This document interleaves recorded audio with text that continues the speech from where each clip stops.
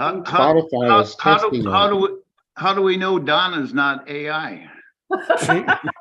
Because her camera is on. All right. Anyway, gentlemen, I just had to share that. I was so blown away by that headline. Yeah, that's amazing. I hadn't heard that. Dorothy, you have your hand up. Yeah, I just had a quick question. Does anyone know anything about Samsung Smart Tags? There's two versions. There's just the Smart Tag, and then there's the Smart Tag Plus with UWB, which is ultra wideband.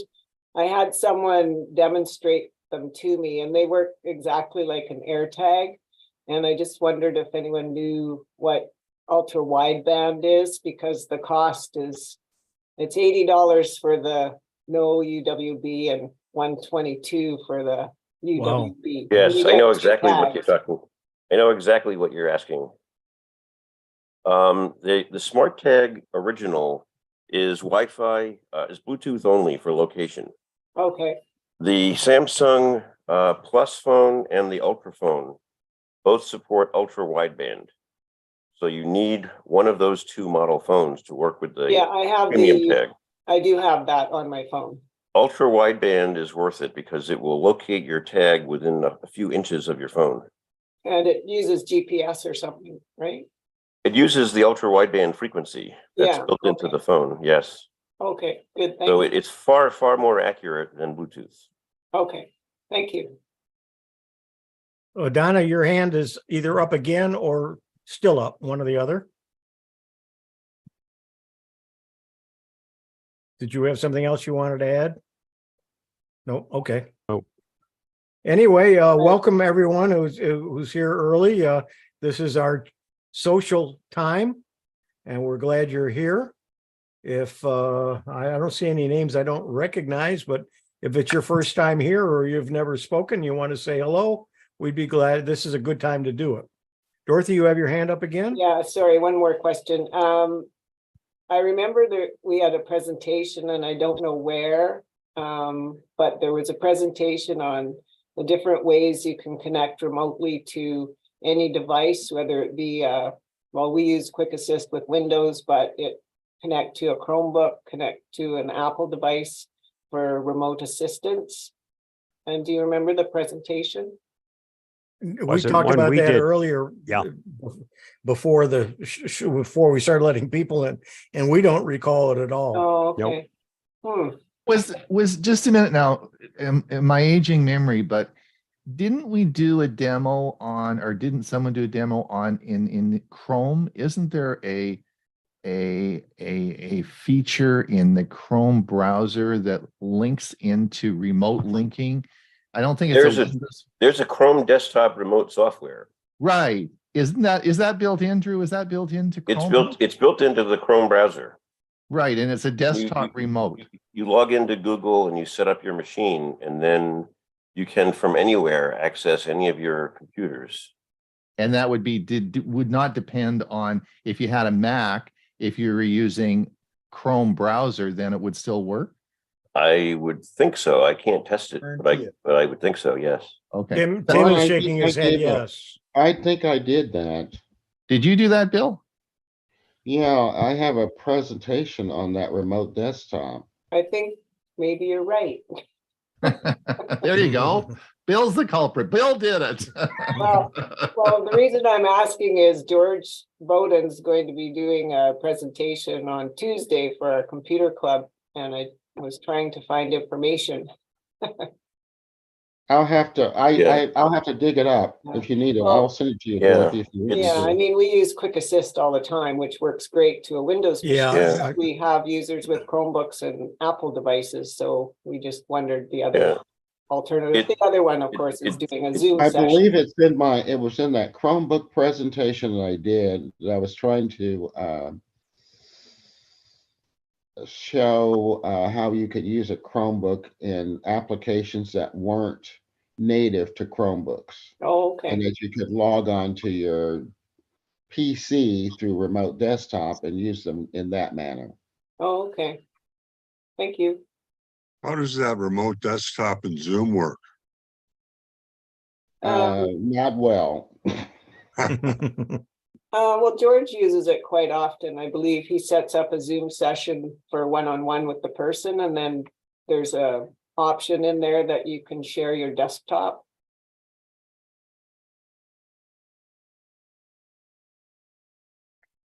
I've never tried it. Bill, you have your hand up? Yes, I was wondering for Bill if there were other things that would work for Chromebooks that weren't on there too in that same presentation. I have to go look. I think there are. I did that, and also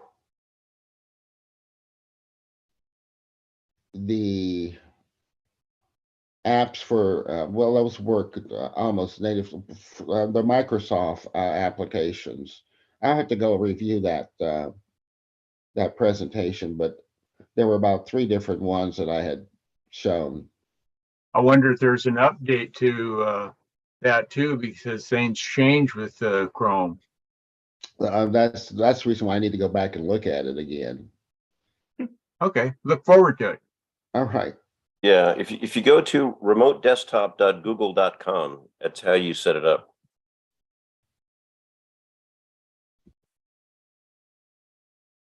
I've never played with it. Yeah, it works really well, actually. Jim Glass, you have your hand up. Yeah, thank you. I've got a Windows question. I'm using Windows 11 with a Asus laptop. And for some reason, the screen that comes up, like when I clicked on the link to come to the Zoom meeting, it brought up a internet browser desktop, but it doesn't show any of the minimize or maximize boxes up at the upper right-hand corner. And it's the same thing when I have Bing. I can't get out of Bing or Edge because there's no X to get out of it. I'd like to know how to do that. You mean you're in Zoom and it's a full screen? Yeah. Just hit escape. Okay, but what about, forget about Zoom, just a regular desktop with Bing or Edge, whichever one's coming up. I have not been able to find a way to just get out of it without restarting. Do an alt, also do Alt Tab, and Alt. you can go through any open windows. You can Or one at a time. Alt F4 will close whatever the current focus program is. Alt Tab and Alt Tab 4. Okay, thanks. I appreciate that. Yeah. Alt F4. F4, right. Yeah, you hold the Alt key down and then you press the function key F4. Yeah. You don't press F and then 4. But if you do an Alt Tab, if you do Alt I've had Tab and you've people got do several that windows, before. if you hit Alt Tab, you can keep hitting the tab button with the Alt down, and it'll go from whatever window you have to the next window to the next window, and you can cycle through them. So if you want to bring something up that's not you can't see it, that's the way to do it. Okay, I'll give that a try. It's really frustrating not being able to get out of something. Steve, your hand is up. Yeah. Is there a program or a utility that can go through your installed programs and save the settings for it? So you don't have to go through every program one after the other and figure out how to save your configurations. That for backup purposes? Well, I've got a friend's computer and it had Windows 7 32-bit on it. I was able to upgrade it to Windows 10 Pro in 32-bit, but it can support 64, so I want it to be Windows 10 64-bit. But there isn't any way to do an upgrade from a 32-bit to a 64-bit in place. You end up having to install the 64-bit clean and then port all your settings and configurations and stuff from the other one into it. So I was hoping that there was some way of doing a save of all the program configuration so I can just put that into it. If you Um, find it, let me know about it, would you? Yeah, you got me Yeah, stumped. yeah. Yeah, I was kind of afraid of that. I looked on the YouTube how-to channels and so forth, Yeah. and there were claims galore that you could do it. So I watched one of them, and some kid from India, all he did was he windowed all the icons he had on his desktop, saved them to another partition, then he installed the Windows XP or the Windows X 64 version, and then just copied all his icons back from the other ones he saved them to onto the desktop. I mean, that's not going to do anything. It's certainly not going to save his data or his program. It's just a bunch No. of icons. The only thing, Steve, I can think of that might work, but is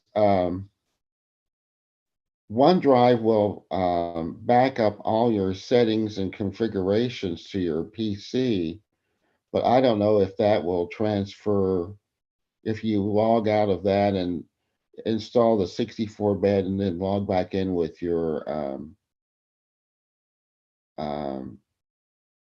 Microsoft account, if that will bring those settings back to a different version of Windows.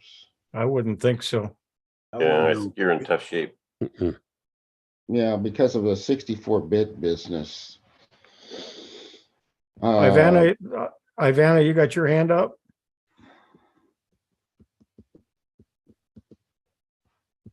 You're muted. My There you question go. is, I have an Epson printer.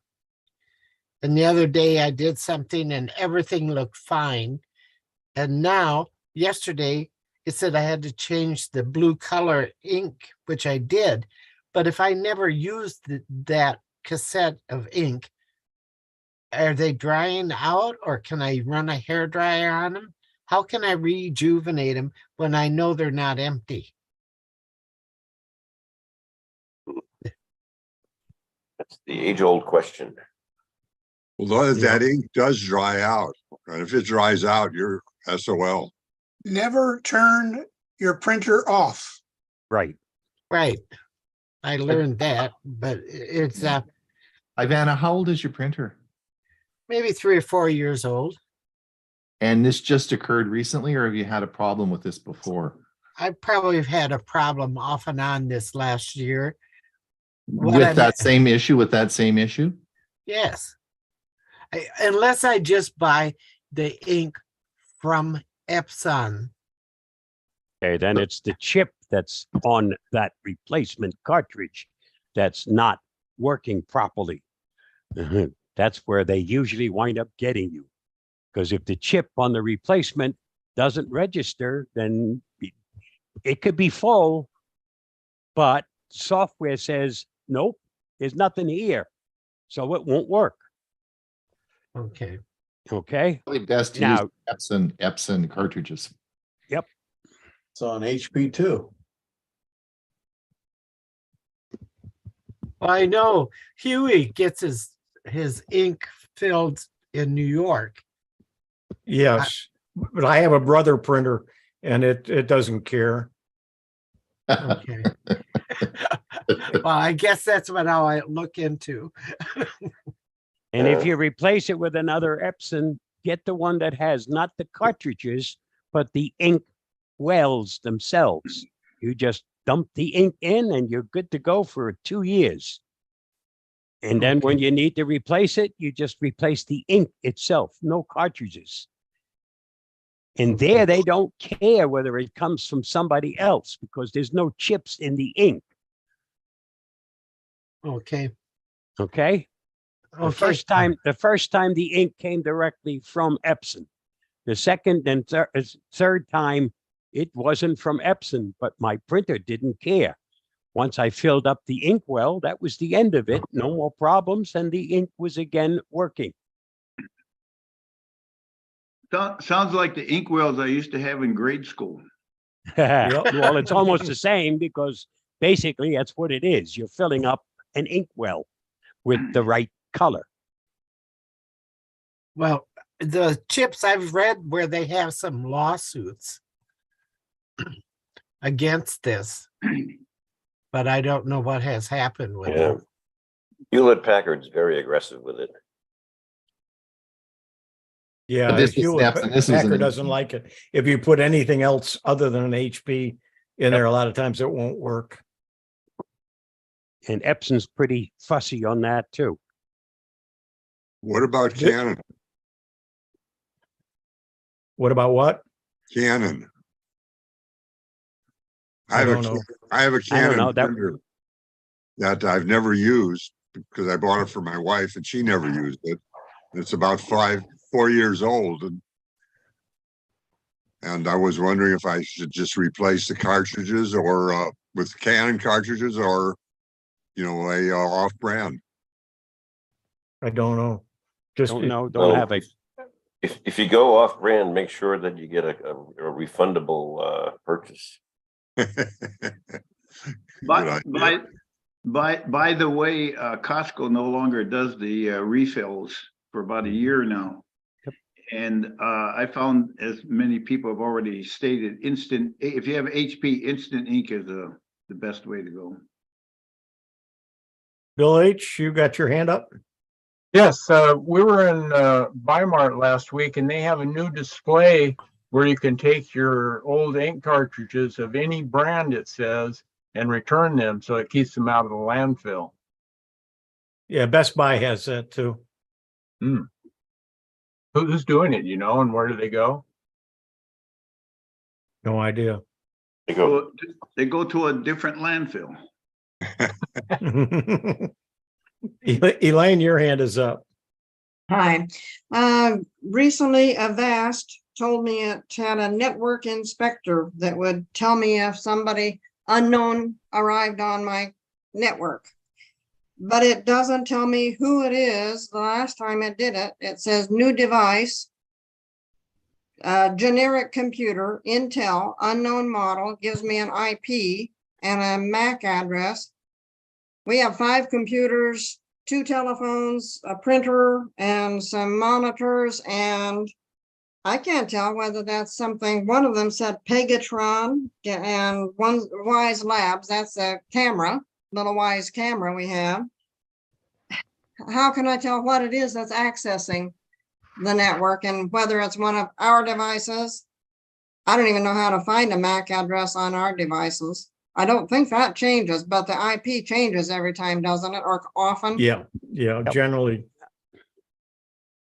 and all it's telling you is there's a new IP address being used on a device that was connected. Now, if you just connected one, that's fine. If you haven't connected any, that's the time that you have to worry about it.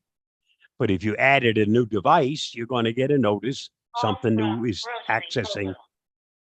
Does it think it's a new device every time I turn on a computer that wasn't on when I have another computer running? Yeah, because it's going to search for an IP address. And then when it finds it, it's going to log on as a new computer. But if I would make a record of the MAC address and find that that same MAC address is showing up with a new IP address, would I be safe in assuming that that is one of our other computers that just had it uses a new IP address today? Yes. Yes, if the MAC address is the same, then it's the same unit. Anybody IP know address how can to- change. Okay, anybody know how to find a MAC address on a computer? Yeah, look for the label. Usually the MAC address is on a label attached to the machine. Oh, really? Yep. I also posted on the chat link to a Mac lookup site. Okay, thank you. I can see it. Yeah, and in Windows, if you go to the properties of your Wi-Fi network, you can look at the physical MAC address of your adapter. Network properties. Yeah, in Windows, on the lower right-hand side, there's like a little, you should see a little Wi-Fi logo. Yeah. If you click on that, and then go to the properties of the Wi-Fi network that you're physically connected to. Okay, And then you should scroll down to the bottom and see the information for the physical address, MAC address. thank you. Hewie, Okay, yep, it's time to mute everyone. Let's see.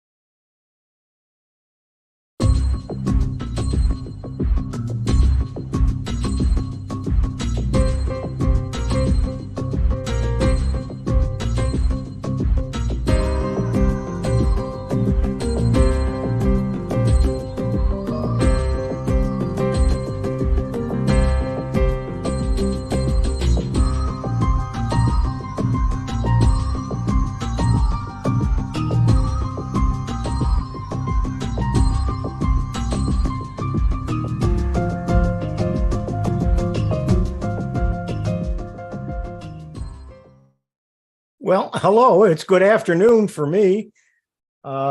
This is Tech for Senior, or Tech for Seniors, for March 6th, 2023. This is episode 153. We got 3 more episodes, and we will put to rest our first 3 years. I'm Hewie Poplock, and I'll be your host today. Ron is in the back seat, kind of enjoying himself today. This is a 1-hour show about technology with Q&A at the end. Today, we're going to be talking about security, SD cards, and a cool website called Photofunia. And then Notepad goes tabbed, and ChatGPT is a desktop app. I want to introduce our people. Other than me, we are on every week on Mondays, depending upon what time zone you're in. And don't forget this Saturday night, except in Arizona, the time zones change. And so this is spring ahead, so turn your clocks ahead. So next Monday, if you're an hour off, that's probably the reason you forgot to change your clock. But the clocks in the computers do it automatically for the most part. Anyway, we're glad you're here. Even though he is the co-host today, I want to introduce you to my co-host today. He's as far away as he can be from me. He's in Vancouver, British Columbia, in Comox, and I'm in Bradenton, Florida. Ron, you've got a couple of things you want to tell some people, right? Or tell the people. Hold it. I was just out shoveling snow, so I was a little bit late joining the show today. So those of you in Oregon, we're sending it down there. Anyway, yes, the premier service today is going to be a big one. I'm going to be talking about Amazon Warehouse and saving you money. And many of you that saw the show a year ago that I did on that have emailed, like Steve emailed me and said, this is crazy good. This is saving me lots of money. So you'll want to watch that. Bill James is going to tell us all about virtual desktops. And Hewie, who reads terms of service? I mean, you did. Anyway, Hewie's going to tell you all about how to get the best out of terms of service. So it's a good one. This is a good premiere video. I'll put the link in the show notes. For the best YouTube channel, for my YouTube pick, this last on the Saturday newsletter, we had of the Android Police, which is a great channel. They started in 2010 with 400, and they have now 400,000 followers. And if you look at their body of work, they've had over 87 million views. So it is a major channel on YouTube to keep up with Android information. And they have a great review on the Samsung S23. So it's a great channel. If you are interested in Android, then I would encourage you to watch that channel. I also, speaking of our Saturday newsletter, you'll find out that, of course, we had some very, very nice donations last week. We had, and we want to thank the following people: Ann Titus, Michael Swift, and Keith Murphy. Thank you so much for your very generous donation. If you did miss donating to Tech for Senior, as we need to pay the bills, I'll put the link in the chat, and you can certainly help us along. But thank you so much for those donations. Back to Hewie.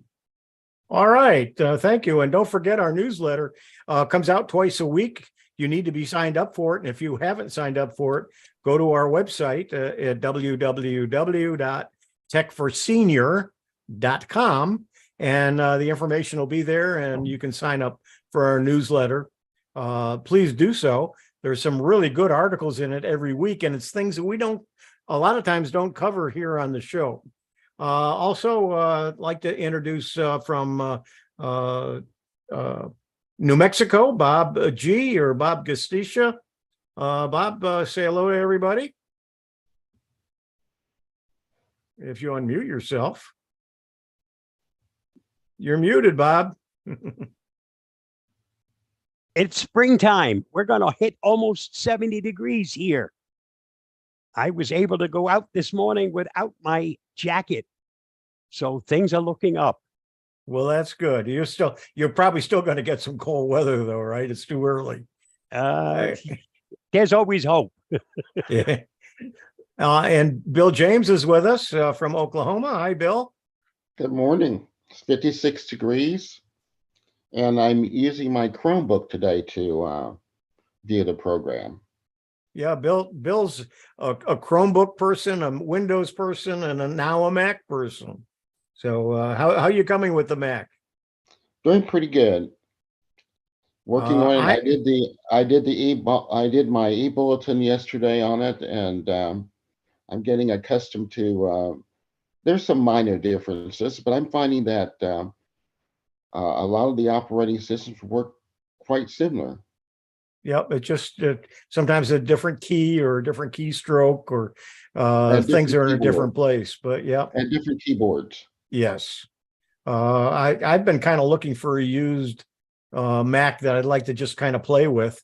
I don't want to spend a lot of money on it. I don't want a new one, and I don't have anybody that's going to give me one. I don't think so. That's how sooner or later. Yeah, you had yours, and not in a way we would like to have one, but I'm sure you were happy with it. It was somebody passed away, and it went on to you. And also, finally, he joined us is Ray Baxter, our music man. Good morning, Hewie. Yes, better late than never, as the expression goes. And you talk about the if we have spring coming, remember the old expression, March comes in like a lion, goes out like a lamb. Well, it's still coming in. So although today we do have a beautiful day here, but it's been a lot of snow this year. Yep.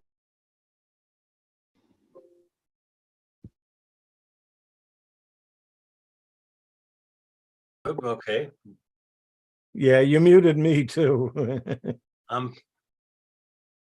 But anyway, we're glad you're here, Ray, and you made it. And we'll have Ray do his music at the end.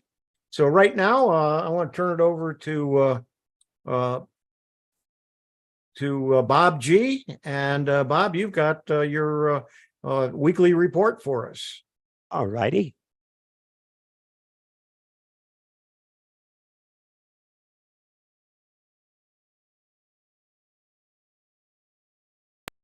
Here is the Avast Security News Roundup for the week ending March 3rd, 2023. Black Lotus becomes first UEFI bootkit malware to bypass secure boot on Windows 11. A stealthy unified extensible firmware interface, UEFI bootkit, was called Black Lotus, has become the first public known malware capable of bypassing secure boot defenses, making it a potent threat in the cyber landscape. This bootkit can run even on fully up-to-date Windows 11 system with UEFI Secure Boot enabled, Slovak cybersecurity company ESET said in a report shared with the Hacker News. UEFI bootkits are deployed in the system firmware and allow full control over the operating system boot process, thereby making it possible to disable OS-level security mechanisms and deploy arbitrary payloads during startup with high privileges. Read more at the Hacker News. Here's another update on the LastPass breach. Keylogger installed on employee's home computer. In Monday's update, opens in a new window, LastPass added that only 4 developer ops engineers at the company possess the necessary decryption keys through a highly restricted set of shared folders. However, the hacker circumvented the company's security safeguards by serving malware to one of the developer ops engineers at their home. This was accomplished by targeting the developer ops engineering home computer and exploiting a vulnerable third-party media software package, which enabled remote code execution capability and allowed the threat actor to implant keylogger malware, LastPass said. The malware then recorded the keystrokes on the engineer's computer, enabling the hacker to capture the master password for the employee's password vault at LastPass. The same malware appeared to have helped the hacker bypass the multi-factor authentication on the account, which contained the decryption keys required to access LastPass cloud backup system. Read more at PC Mag. Asking Bing Chat to be more creative will decrease its accuracy. Microsoft is attempting to balance what it apparently sees as Bing's core function, a co-pilot for the web.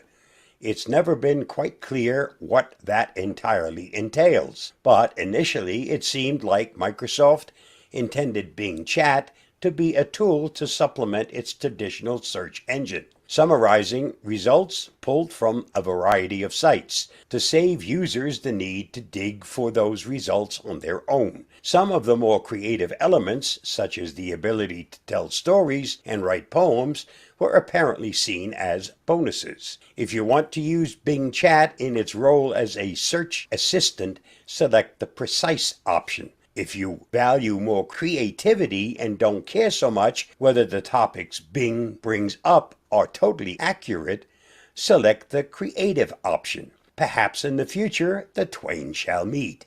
Read more at PC World. Your voice can be a password, but are you protecting it like one? Biometric authentication should be treated with the same considerations as other forms of account or device protection. In this context, biometric data is a set of physical passwords, and like any password, if the information is accessible or otherwise insecure, your security is weakened.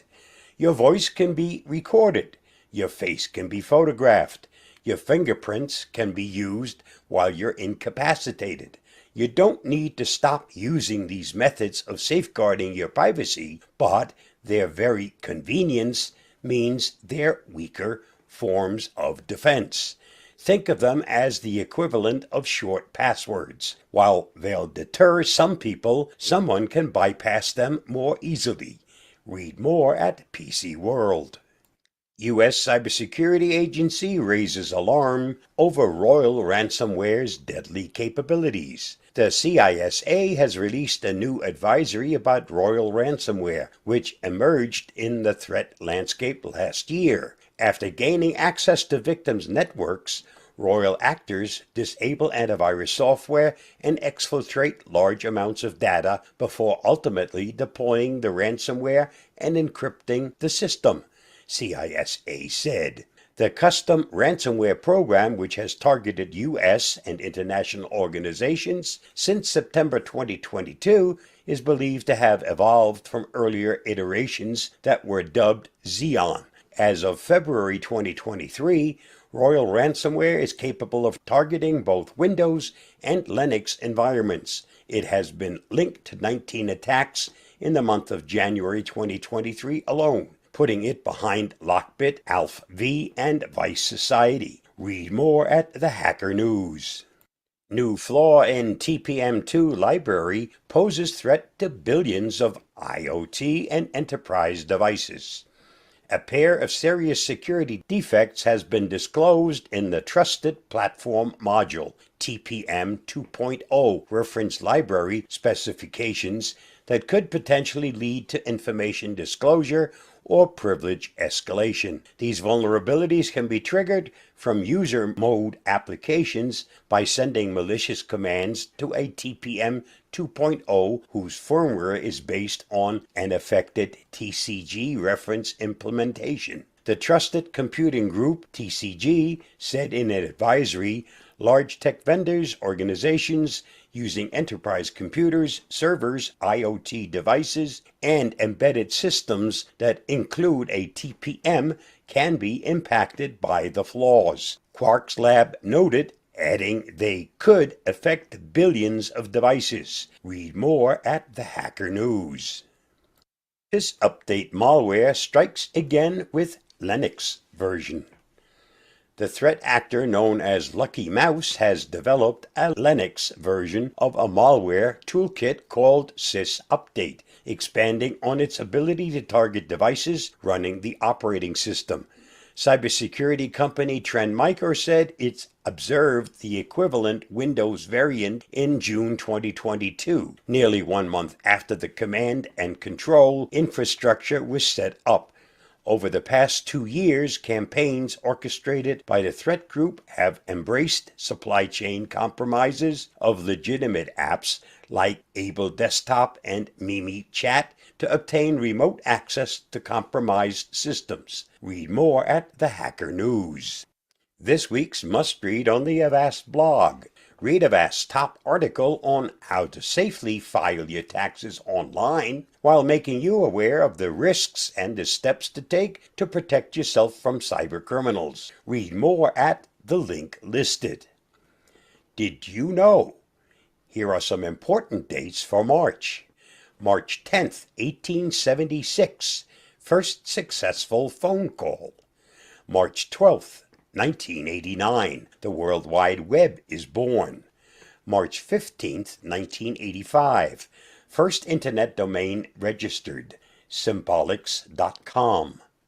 March 21st, 2006, first tweet posted. March 24th, 2001, Apple introduces Mac OS X.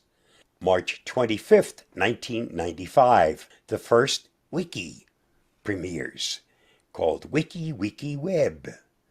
Just thought you might want to know. And that wraps up another week of the Avast Security News Roundup. Stay safe, stay secure, and I'll see you again next week. Bye-bye. The bad guys don't take any time off, do they? Never do. They keep finding ways to get around anything that we do. You know, and a friend of mine busy. and a friend of mine once said, locks and doors that are locked only keep honest people honest.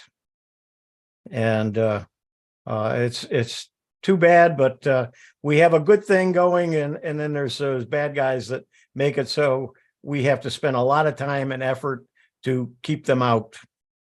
So let's go to the next thing. Now, a month ago when I was the host, I was all set and I started to play one of the videos that I'm going to play now. And all of a sudden I lost everything and I didn't get back on. So we're giving you a chance to see what you missed a month ago today. So let's go here and we'll try, let's see, this one first. What you need to know about SD cards. I'm Hewie Poplock. An SD card is a small, portable memory storage device used in digital devices such as cameras, smartphones, tablets, and more. It provides a convenient way to store and transfer data such as photos, videos, music, documents, and other files. SD cards come in various sizes and capacities, and they use flash memory technology to store data. They are compatible with a wide range of devices and can be easily removed and replaced.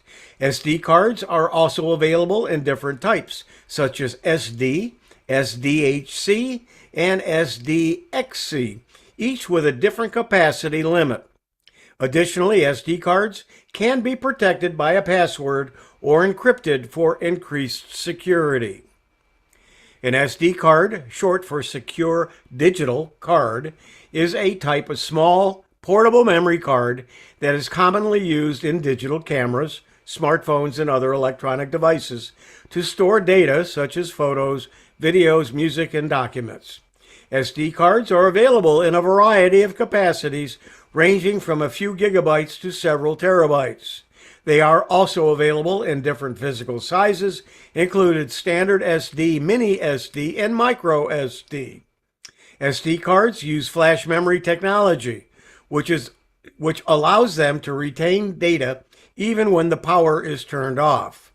They also have built-in security features to protect against unauthorized access and data corruption. SD cards are the most common memory card type used in digital cameras. Having been around for more than 20 years, this type of camera memory card is readily available, relatively cheap, and capable of performing well enough in cameras designated for beginners right through to professional users. There are several factors to consider when comparing SD cards, including capacity, speed, and durability. By capacity, that refers to the amount of storage space on the card, measured in gigabytes. Higher capacity cards can store more data, but they also tend to be more expensive. Speed is another important factor to consider. SD cards have different speed class ratings, such as Class 4 or Class 10, which indicate the minimum write speed of the card. A higher speed class rating means the card can write data faster, which is important for things like recording high-definition video. Durability is another important consideration. SD cards can be susceptible to damage from water, heat, and other environmental factors. Some cards are designed to be more durable than others, with features like waterproofing and shock resistance. Overall, the choice of SD card will depend on the specific needs of the user. If you need a higher capacity, fast, and durable card, you may want to consider a high-end SD card with a high-speed class rating and durability features. Here are the various values on an SD card. The speed of an SD card is determined by a number of factors, including the technology used in the card, the capacity of the card, and the SD card speed class. The SD card speed class is a rating system that indicates the minimum guaranteed write speed of the card. The speed classes are 2, 4, 6, and 10. UHS 1 speed class 1, UHS 1 speed class 3, and UHS 2 speed class 1 and 3. The read speed of an SD card is usually much faster than the write speed. A card with a high read speed would be good for transferring large files quickly, while a card with a high write speed would be good for recording video or taking a lot of photos in quick succession. Although the physical size and shape of the SD card have not changed since its launch in 1999, the format internal specifications have gone through several iterations. Flash memory technology has also evolved, delivering improved reliability and significantly increased speeds. The improvements are welcome, but it has created a problem. The continuous evolution of SD card standards has given birth to a host of symbols and classes used to describe the type of SD card and its speed.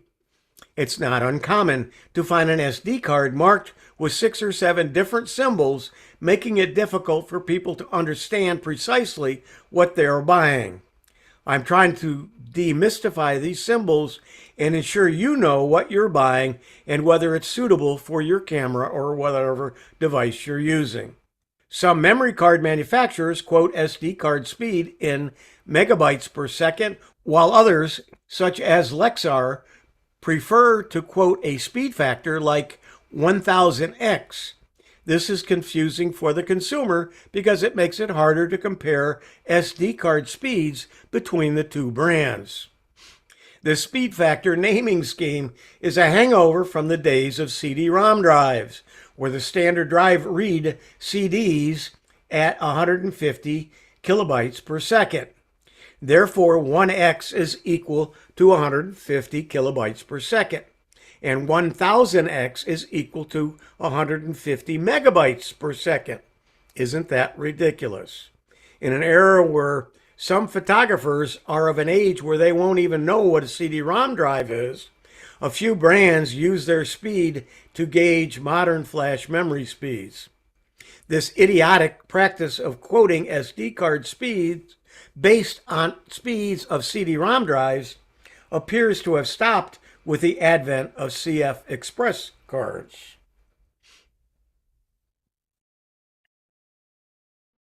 An SD card class is simply a way to define the minimum continuous write speed of the card. This is not a maximum peak speed, but an actual minimum continuous write speed that any device, camera or not, can count on having available with any SD card. This minimum continuous write speed is critical because if your camera shoots 4K or 8K video, you need to use a card at the very least delivers a minimum continuous write speed fast enough to record those formats. The complication is that the SD Card Association has changed how they represent sustained minimum write speed 3 times. They started calling cards Class 2, Class 6, or Class 10, by which they meant that they were capable of a minimum sustained write speed of 2 megabytes per second, 6 megabytes per second, or 10 megabytes per second. Then they decided that this was too many letters to write on the SD card, so they changed it to use the USD card class standard, and things took the form of a U1 and U3. In these examples, U1 corresponds to a minimum sustained speed of 10 megabytes per second, and U3 is 30 megabytes per second. Essentially, divide by 10 and stick a U in front of it.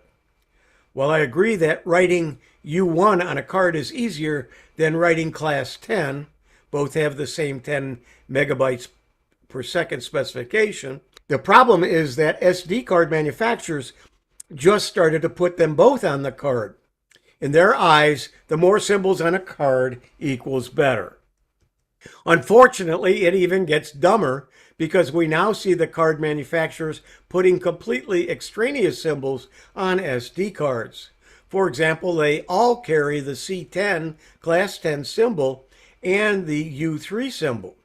U3 guarantees a minimum write speed of 30 megabytes per second, and the C10 guarantees 10 megabytes per second. Naturally, you cannot reach U3 standards without it also delivering C10 standards. It's common sense. But card manufacturers insist on adding the extra symbol for fear that a competitor's card might look better if it were to carry the symbol, whether their card did not. If you thought this couldn't get worse, you're wrong. To confuse the issue even more, the U standard was swapped for the V standard. Now we have V30, V60, and V90 SD cards that guarantee a minimum sustained write speeds, you guessed it, 30 megabytes per second, 60 megabytes per second, and 90 megabytes per second. And sure enough, these symbols are stuck onto the cards alongside all of the other ones. The result is a cluttered mess that is confusing for consumers. So let's simplify things. Here's a chart that helps you. If a card carries a V30, a V60, or V90 symbol, this is the only speed-related symbol you need to pay attention to. All of the U classes and Class 10 nonsense are meaningless. Any card with a V30, a V60, or V90 class will automatically pass all of the other SD card class standards below it. These days, following this simple guide will allow you to determine the relative speeds of 95% of the SD cards on the market. And it's more likely the manufacturer of your camera will have specified a minimum write speed in the manual or online specifications of either V30, V60, or V90. Another SD card performance indicator is whether the card uses the UHS, the ultra high speed bus, 1 or 2 configuration. The UHS 1 cards are limited to a theoretical maximum speed of 104 megabytes per second and are cheaper to manufacture. The UHS2 SD cards are faster and theoretically capable of reaching speeds of up to 312 megabytes per second. And you'll see the example, the UHS1 card is on the left and the UHS2 card is on the right. There are two ways to distinguish between the UHS1 and UHS2 SD cards. Firstly, the card will either have "and" or "all" marked on the front. Usually this symbol will be marked alongside the type of SD card. For example, it might say SDHC2 or SDXC1. Secondly, unlike the other SD card performance differentiators, such as U or V speed class, there is also a physical difference between the UH1 and UH2. Looking at the back of the SD card, a UH1 card will have a single row of metal contacts, whereas a UHS2 card will have 2 rows. Let's go back one slide to see that, so you can visualize that. And here's a chart of the UHS speed classes for SD cards and their minimum write speeds. These are minimum speeds, and actual performance can vary depending upon factors such as the specific card and the device it's being used in. Also, keep in mind that the UHS2 cards are backward compatible with the UHS1 devices, but they will operate at the lower UHS1 speeds and require a UHS2 compatible device to take advantage of their higher speeds. There is a certain amount of backward compatibility between the UHS1 and UHS2. You can use either card type in any camera or SD card reader that accepts an SD card. The critical thing to understand is that both the devices and the SD card must be UHS2 compatible if you want to unlock the additional speed benefits of the UHS2 interface. If you put a faster and more expensive UHS2 SD card into a camera or card reader that is only rated for UHS1, the card will be limited to the UHS1 speed of 104 megabytes per second. Or if you use a cheaper UHS1 SD card and a more expensive UHS2 card reader, your photos will still download at the slower speed delivered by UHS1. If your camera is only rated to UHS1, you might not see the in-camera speed benefits of buying a more expensive UHS2 SD card. However, it may be a worthwhile investment if you want to speed up your image ingestion and editing workflow. After a long day of shooting to a high-capacity SD card, such as 128 gigabytes, 256 gigabytes, or even 512 gigabytes, having a UHS2 card and card reader still save you upwards of 20 to 30 minutes of downloading time. Another point of confusion that often arises while discussing or researching memory card or hard drive speeds is the bits and bytes. Capital M, capital B per second means megabytes per second. Capital M, small b / s means megabits per second. Sometimes these are also written as capital M, capital B, PS, and capital M, small b, PS to confuse things even further. The SD, SDHC, SDXC, and SDUC, and their sizes. As you can see in the last slide, from a consumer standpoint, the primary difference between SD, SDHC, SDXC, and SDUC cards is the potential capacity. Although we call all of these cards SD cards, it's scarce to see an SD card on the market anymore. Technically, they died out more than a decade ago. Most of the time, you see SDHC cards if it has a capacity below 64 gigabytes, or SDXC cards if they have a capacity above 64 gigabytes. As for SDUC, although the standard exists, you probably have never seen one for sale, so it's safe to ignore that type of SD card for now. Plain old SD cards aren't sold anymore, and you are likely not to see an SDUC card either, which means that most cameras that have been built since 2010, and indeed all cameras made since around 2015, have SD card slots that'll work just fine with the two types of SD cards you'll find in the store shelves, SDHC and SDXC. In the end, out of all the little symbols that are stamped on an SD card, this one perhaps is the least important. Just get the SD card capacity that's right for you and double check that your camera will support it. The answer will then be yes for 99.9% of you. Micro SD cards are much smaller than SD cards, but you can use them in place of an SD card when combined with a micro SD to SD card adapter.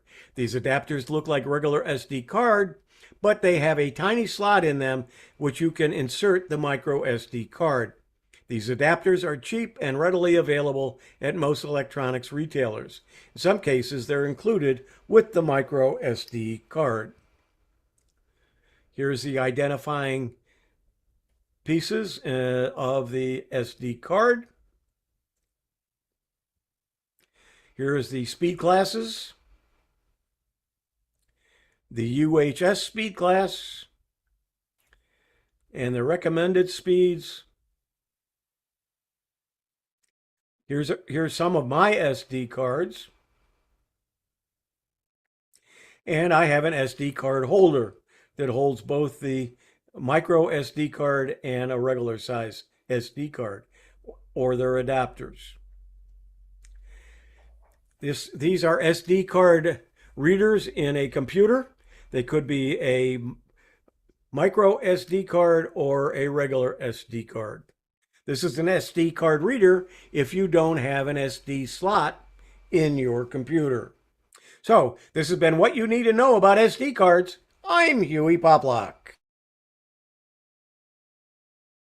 More information you'd ever thought you'd ever hear about an SD card. It's confusing, but in the long run, there's only a few things you need to know.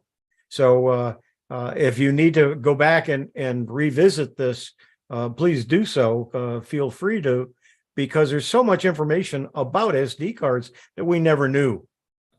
Okay, the next thing that I want to talk about is, let me go ahead and share my screen.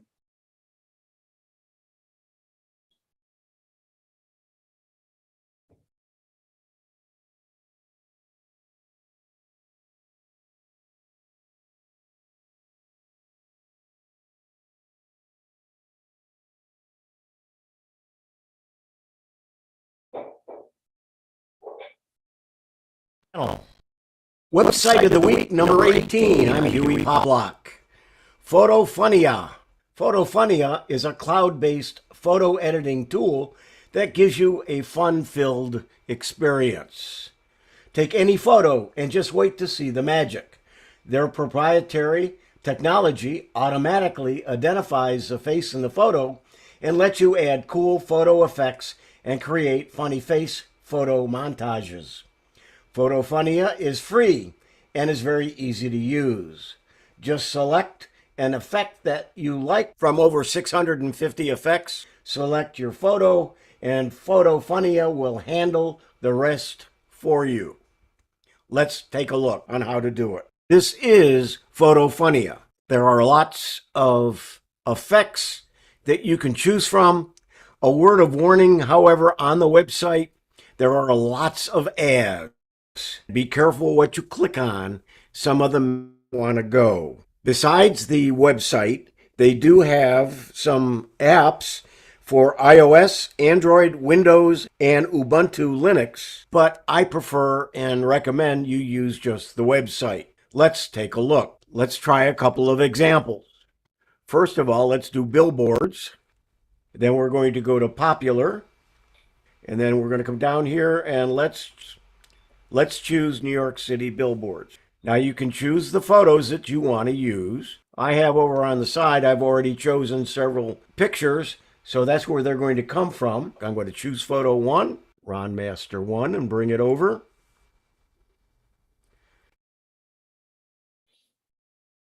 We're going to crop it right there. We're going to go to choose photo 2, bring that one in. Put over a little bit, crop it. Choose photo 3, file. And we're not going to do any cropping for it, but we're going to leave it just that size. And then at this point, I'm going to click on the orange go. And that quickly, we have our finished product. And you click download. It's here. And if I open it, and that's what it's going to look like. Let's try another example. Let's go to celebrities. You can see there's lots of them there. And we're going to choose the Polaroid dress. We're going to choose a photo.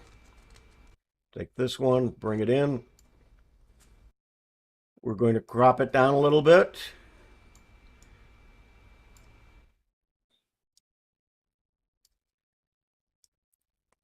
And tell it to go.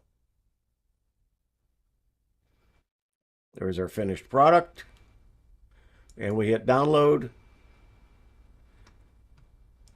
And this is what it looks like from our computer.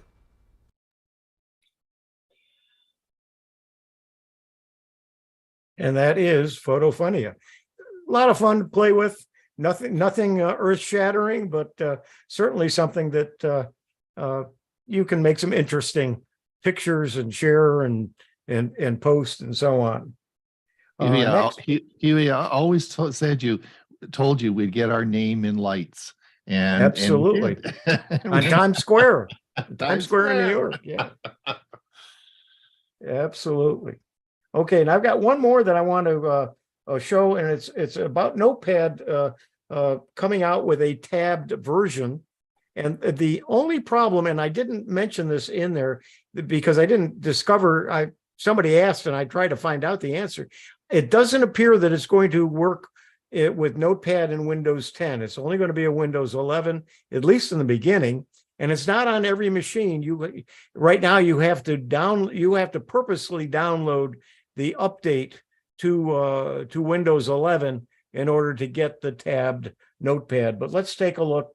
Not only am I going to talk about the tabbed information, but what Notepad is in case you don't use it or know about it.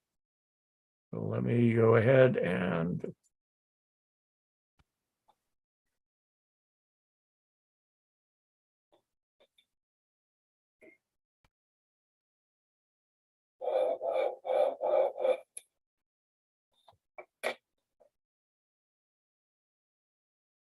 Notepad goes tabbed.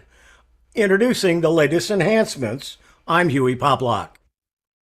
Microsoft has released a new version of the Windows Notepad with a new tabbed interface, allowing you to open multiple text files within one window.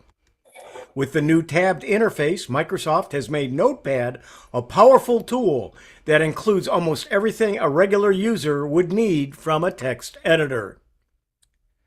Notepad looks like this, with the title bar at the top and then a menu bar, the text area, and then at the bottom is the status bar.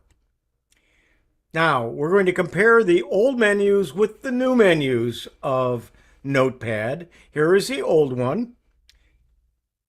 You can see because of the tab, there is some additional items in the file menu. Now let's look at the edit menu. Again, we see some differences. The main difference is at the bottom is the font. The font formerly was on the format and now it's on the edit, and there is no more format choice. This is what the format had, was word wrap and font. Now we've already seen the font, but now if we go to the view, we'll see they've added the word wrap to that menu to eliminate one of the menu items. Also, the help menu is no longer there. It is now part of the settings, and the help is at the bottom. You have some additional settings that you can do right from the settings gear. If you want to open Notepad, you can do it from the search button at the bottom, or you can use your start menu. Or if you prefer, you can actually add it to your taskbar like I have right here at the bottom. With one click can open up Notepad. Microsoft Notepad is a simple text editor software that comes pre-installed with all versions of Microsoft Windows. It's a basic tool used for creating and editing text files, such as configuration files, HTML code, plain text documents. Notepad is an easy-to-use program that does not require any special skills or training to operate, making it a popular choice for beginners. The Microsoft Notepad is a simple text editor that comes pre-installed on Windows operating systems. It allows users to create and edit plain text files, including notes, code snippets, and other text-based content. Notepad is lightweight and is fast, making it a useful tool for quick note-taking and editing. Some of the basic features of Notepad include the ability to change the font and the font size, search for and replace text, and view and edit text files in different formats, including Unicode, UTF-8, and ANSI. Notepad also supports line and column numbering, as well as word wrap, which automatically wraps long lines of text so that they fit within the window. While Notepad is a very basic text editor and lacks many of the advanced features found in more powerful text editors, its simplicity makes it a popular choice for many users who need to quickly create and edit plain text files without the need for more advanced functionality. So let's use Notepad. I have a website that I wish to copy some of the information that's there, but I don't need a lot of the extras. I don't need the links and so on. So let's just highlight what I want to grab, and we'll come down to right here, and I'm going to then copy it, and then we're going to open up a file that we already have in Notepad. We're going to date stamp it, so we're going to put the time and the date, which is right now. Then I'm going to move down a couple of lines. Now I'm going to say paste it. And there is everything from that article that I highlighted stripped of all of its formatting. And there are times you want to do that. This was one. And this is how I use it most of the time. Then you can go back in and you can edit some things out of here that you don't need, that were headlines or possibly a caption under a picture that you didn't want. Here's something we don't need again, and all of this. And then there was a bio of the article's author. And I can save it. What I can also do with this new version is I can have a tab. And so I can put something else in here and say reminders. And then I can add to this later and so on. So I can now save that. and it saved it to reminders.txt. And it's telling me where it's going to go. I'm going to say, okay, reminders right there. And it saved it. Now, the other thing that I can do with the tabbed items is I can actually drag it off, and it's now a separate file. So I can move it to my other screen. I can close the first one down and leave this open, whatever I want to do. And if I should want to return it to the tab, I can just move it here and it becomes a tab again. Notepad has been updated with a Windows 11 style design and dark mode support. It now supports tabs so you can view multiple notes in a single window. The new Notepad includes several standard rich editing enhancements such as Alt and X for re-entering Unicode characters, Control plus the right bracket for toggling between matching brackets and parentheses, multi-level undo, which is a great advancement, drag and drop, color emoji, and auto URL detection. This has been Notepad Goes Tabbed, introducing the latest enhancements. I'm Hewie Poplock. It's a big advancement, and if you don't use Notepad, I find it very handy just to jot just simple notes down and just save it.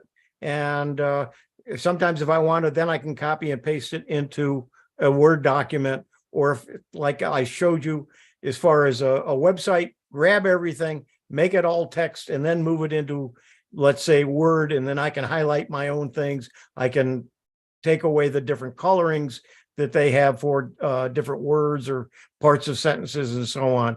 It just makes it easy to convert it. With that, I'm going to turn it over to Bob G, and he's going to talk about some Chat GPT. So, Bob, go ahead.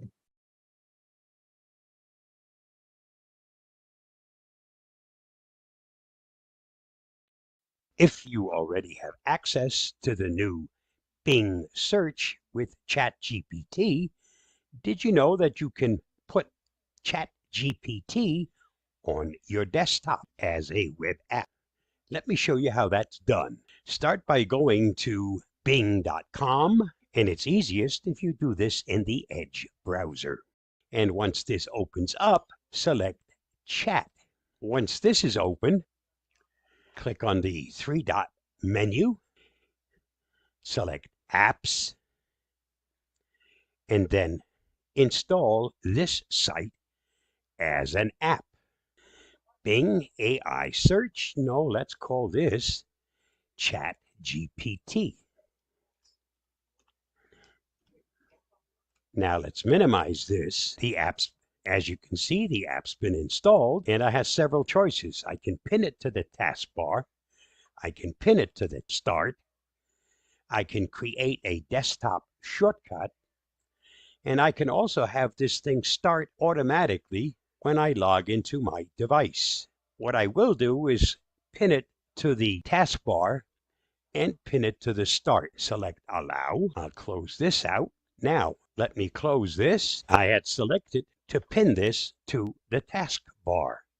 And if you look at the taskbar, this new icon, and as I said, I called this Chat GPT.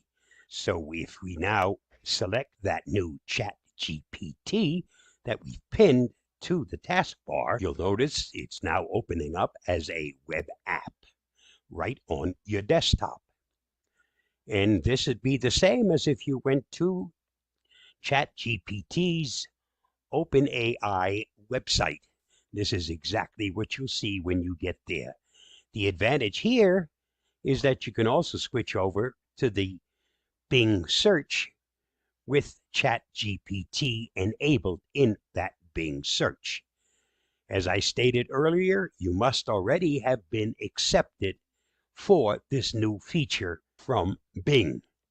If not, you'll have to wait until you've been accepted once you've gotten onto the waiting list. But this is one way to get that feature directly on your desktop as a desktop app. Stay safe, stay secure. I hope that helps. Thanks, Bob. I followed your video. I had it in one area of my screen and I followed it and I was able to set it up and make it work. And it's great. Thank you so much for that. It's At nice. this time, It's nice to know it sometimes works. oh yeah. Although the first time I clicked on it, it didn't open. What I had to do was take it off the taskbar and then put it back on the taskbar, and then it worked fine. For whatever reason, that it just didn't start, but it works great. At this time, we're going to end our YouTube group. So those of you who are on YouTube, if you want to hear the music section and would like to be a part of the Q&A, there's plenty of room. You can join the Zoom meeting. If not, we'll see you next week, or at least later this week for Tech for Senior Live. And again, thank you for joining us on YouTube and